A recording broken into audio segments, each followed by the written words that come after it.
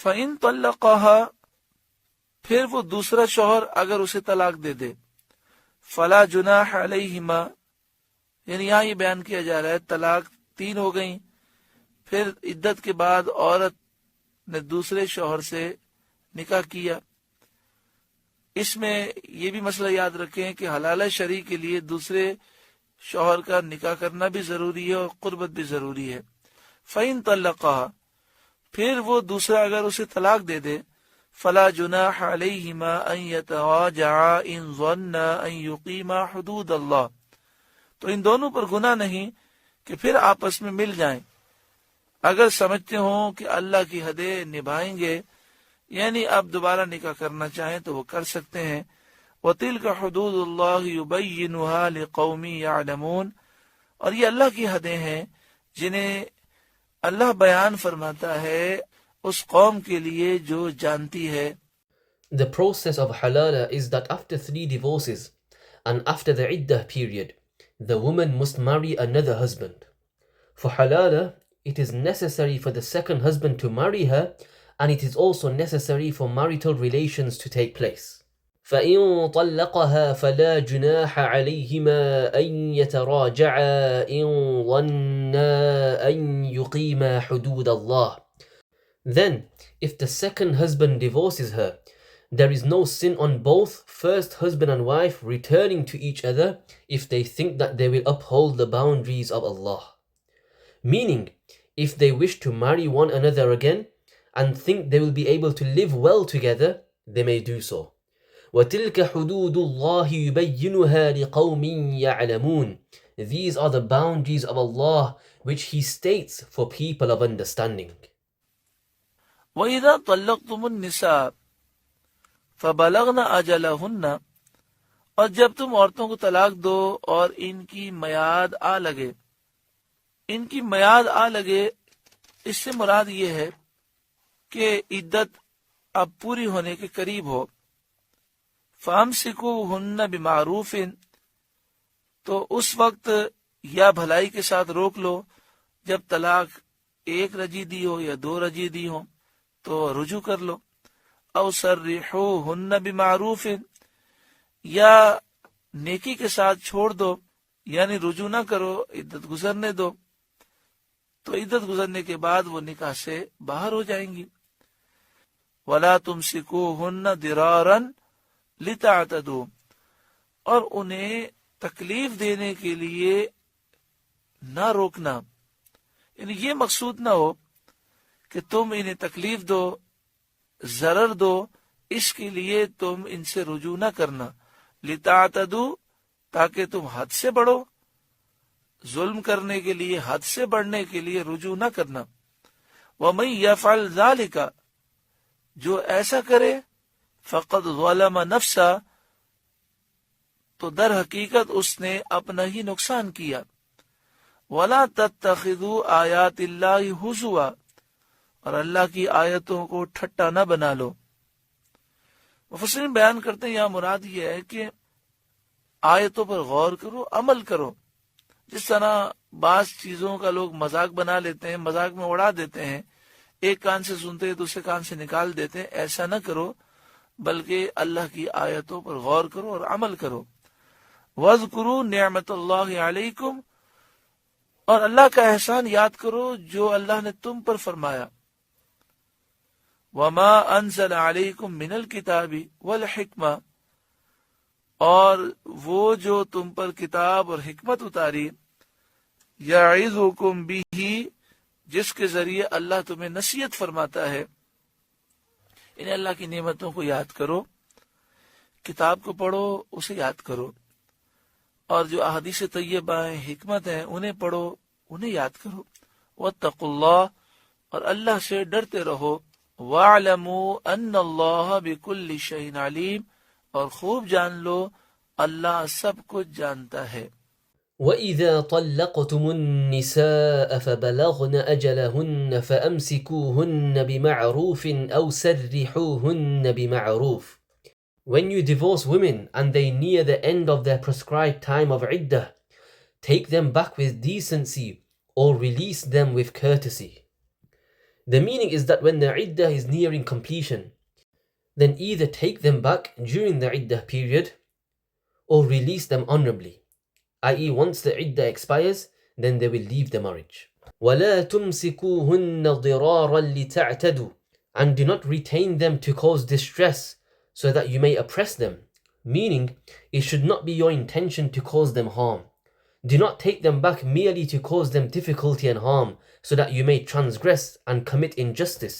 وَمَنْ يَفْعَلْ ذَلِكَ فَقَدْ ظَلَمَ نَفْسَهُ, whosoever does this oppresses himself. وَلَا تَتَّخِذُوا آيَاتِ اللَّهِ هُزُوًا, and do not take the verses of Allah in mockery. The Mufassirin explain that what is meant here is that you should reflect upon the verses and act upon them. Just as some people make a mockery of certain things, treating them as a joke, listening with one ear and letting them out of the other, do not do this. Rather, reflect upon the verses of Allah and act upon them. وَاذْكُرُوا نِعْمَةَ اللَّهِ عَلَيْكُمْ وَمَا أَنزَلَ عَلَيْكُمْ مِنَ الْكِتَابِ وَالْحِكْمَةِ يَعِظُكُمْ بِهِ, and remember the favor of Allah upon you, and remember the book and wisdom He revealed to you, through which He gives you sincere advice.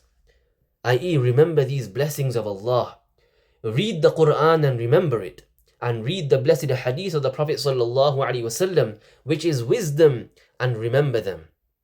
وَاتَّقُوا اللَّهَ وَاعْلَمُوا أَنَّ اللَّهَ بِكُلِّ شَيْءٍ عَلِيمٌ, and fear Allah, and know that Allah is the knower of all things. الحمدللہ سورہ بقرہ کا 29واں رکوع مکمل ہوا.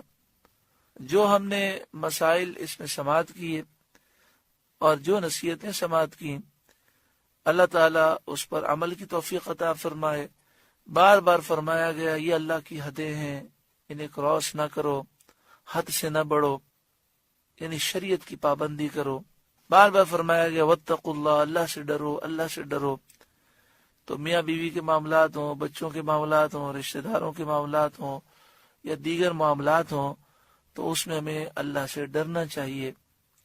حضرت قطب مدینہ علیہ رحمہ آپ اکثر فرمایا کرتے تھے، مجھے یہ بات حضرت قطب مدینہ علیہ رحمہ کے خلیفہ تھے انہوں نے بیان کی، اللہ تعالیٰ ان کی مغفرت فرمائے. ان کا بھی مزار جنت البقیع میں ہے اور قطب مدینہ علیہ رحمہ کا بھی مزار جنت البقیع میں ہے. تو جب حضرت قطب مدینہ علیہ رحمہ کے خلیفہ حیات تھے تو انہوں نے مجھے یہ بات بتائی کہ حضرت قطب مدینہ علیہ رحمہ فرمایا کرتے تھے کہ کوئی بھی نیک کام اگر مسلسل کیا جائے تو وہ عادت بن جاتا ہے، پھر کرنا مشکل نہیں ہوتا. اگر 40 دن تک نماز مسلسل پڑھی جائے تو پھر نماز کوئی مشکل نہیں ہے. آپ فرماتے ہیں اصل جو مشکل ہے وہ معاملات ہیں، حقوق العباد، حسن اخلاق، ہماری زبان سے کسی کو تکلیف نہ ہو، کوئی ایسی بات ہم نہ کہیں جس سے کسی کی دل آزاری ہو، ایک دوسرے کو حقوق ادا کرنا، کاروباری معاملات میں دیانت داری، یہ ساری چیزیں. آپ اکثر فرمایا کرتے الدین المعاملہ، الدین المعاملہ. اصل جو دیندار ہے وہ وہی ہے جو معاملات میں دیانت داری سے کام لیتا ہے، بیوی بچوں کے، ماں باپ کے، بھائی بہنوں کے، دیگر رشتہ داروں کے اور دیگر مسلمانوں کے حقوق ادا کرتا ہے اور وہ حسن اخلاق سے پیش آتا ہے. یہ بڑا مشکل کام ہے.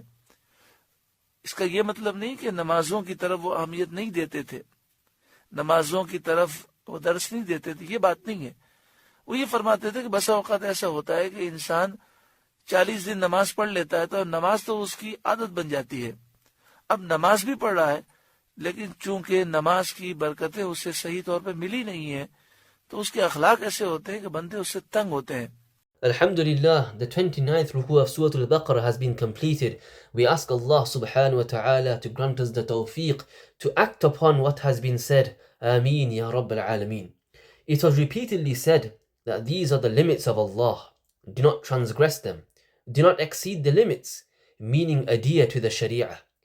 It was repeatedly said, وَاتَّقُوا اللَّهَ, and fear Allah. So whether it is matters between husband and wife, matters concerning children, matters concerning relatives, or other matters, we should fear Allah subhanahu wa ta'ala in all of them. Hazrat Qutb Medina rahimahullah ta'ala would say that any good deed, if performed continuously, it then becomes a habit and then it is not difficult to perform. I.e., if prayer is performed continuously for 40 days, then prayer is no longer difficult. He would say that the real difficulty is in dealings, the rights of people, good character, ensuring that nobody is hurt by our tongue, not saying anything that hurts someone's feelings, fulfilling one another's rights, and honesty in business dealings. He would often say, the religion is dealings with people. The religion is dealings with people. The truly religious person is the one who acts honestly in his dealings, fulfills the rights of his wife and children, parents, brothers and sisters and other relatives, and all Muslims, and treats them with good character. This is a very difficult task. This does not mean that he did not give importance to prayer or did not teach about prayer. This is not the case. He would say that sometimes a person prays continuously for 40 days and prayer becomes a habit for him. He is now also praying, but because he has not properly attained the blessings of prayer, perhaps due to his lack of concentration or sincerity, his character is such that people become troubled by him. نبی اکرم صلی اللہ علیہ وآلہ وسلم کی خدمت میں دو عورتوں کا ذکر کیا گیا. ایک ایسی عورت تھی کہ جو کثرت سے صدقات کرتی تھی، کثرت سے نماز پڑھتی تھی، لیکن اس کی زبان سے اس کے پڑوسی تنگ تھے. تو آپ صلی اللہ علیہ وآلہ وسلم نے یہ فرمایا کہ وہ جہنمی عورت ہے. اور ایک ایسی عورت کا ذکر کیا گیا کہ نفلی نماز اور نفلی روزے اور نفلی صدقات اس کے زیادہ نہیں تھے، لیکن اخلاق اس کے بہت اچھے ہیں، لوگ اس کے اخلاق سے خوش ہیں. تو پیارے آقا صلی اللہ علیہ وآلہ وسلم نے فرمایا وہ جنتی ہے. ایک مرد اگر اپنے اخلاق کی وجہ سے اپنی بیوی کو تکلیف دے، اپنے بھائی بہنوں کو تکلیف دے، یا مرد ہو یا عورت اپنے ماں باپ کو تکلیف دے، یعنی ماں باپ سے بات کرنے کا ڈھنگ اور سلیقہ ہی نہ ہو، تو آپ مجھے بتائیے کہ انسان کتنا اپنا نقصان کرتا ہے. کہ اگر حسن اخلاق سے پیش آئے، پیارے آقا صلی اللہ علیہ وآلہ وسلم نے فرمایا جو حسن اخلاق کا عادی ہوگا وہ اگر پوری رات سو جائے اور دن میں روزہ بھی نہ رکھے، لیکن اگر حسن اخلاق کا پیکر ہوگا تو حدیث پاک میں اس کی بشارت دی گئی کہ وہ پوری رات قیام کرنے کا درجہ پاتا ہے اور پورا دن روزہ رکھنے کا درجہ پا لیتا ہے. Two women were mentioned in the presence of the Prophet sallallahu alaihi wasallam. One was a woman who gave a great deal of charity and offered a great deal of prayer, but her neighbors were troubled by her tongue. So the Prophet sallallahu alaihi wasallam said that she was a woman of hell. Another woman was mentioned who did not offer much voluntary prayer, voluntary fasting or voluntary charity, but her character was very good and people were happy with her character. So the Prophet ﷺ said that she was a woman of paradise. أو كما قال عليه الصلاة والسلام. If a man causes his wife difficulty because of his character, causes the people around him difficulty, meaning that they do not even know the proper manner and etiquette of speaking to people, then tell me, how much loss does a person cause himself? If he behaves with good character, the Prophet ﷺ said that whoever is accustomed to good character, even if he sleeps throughout the entire night and does not fast during the day, but is an embodiment of good character, then the blessed hadith gives him glad tidings that he attains the rank of one who spends the entire night in worship and the rank of one who fasts throughout the entire day. أو كما قال عليه الصلاة والسلام. تو یہاں پر اس رکوع میں چونکہ میاں بیوی کا ذکر تھا تو اس لیے اس ضمن میں بہت سی باتیں بیان کی گئیں، ورنہ جہاں تک حسن اخلاق کا تعلق ہے وہ تو ہر مسلمان سے ہمیں تعلقات اچھے رکھنے چاہیے اور اچھے اخلاق سے پیش آنا چاہیے. ایک روایت میں یہ ہے کہ جو دن بھر میں 3 مرتبہ سورہ 3 پڑھ لے، والتین والزیتون، سورہ 3 پڑھ لے، تو اس کے بارے میں یہ ہے کہ الحمدللہ اس کے اخلاق بڑے اچھے ہو جاتے ہیں. اللہ تبارک و تعالی ہمیں اپنے حقوق بھی ادا کرنے کی توفیق عطا فرمائے अपने बंदों के हुकूक भी अदा करने की हमें तौफीक अता फरमाए, और जो हमसे गलतियां हुई अल्लाह ताला माफ फरमाए। हमारी तमाम ज़ाहिरी बातनी बुराइयां, उयूब, गुनाहों की आदतें रब्बुल आलमीन दूर फरमाए और हमें दोनों जहां में शानदार कामयाबी नसीब फरमाए। So here, since husband and wife were being discussed in this ruku, many matters were mentioned in regard to the husband and wife. Otherwise, as far as good character is concerned, we should maintain good relations with every Muslim and treat everyone with good character. There is also a narration that whoever recites Surah At-Teen 3 times during the day, it is mentioned regarding him that, alhamdulillah, his character becomes very good. May Allah subhanahu wa ta'ala grant us all good character and grant us all the ability to act upon what has been said. Ameen ya Rabbal Alameen.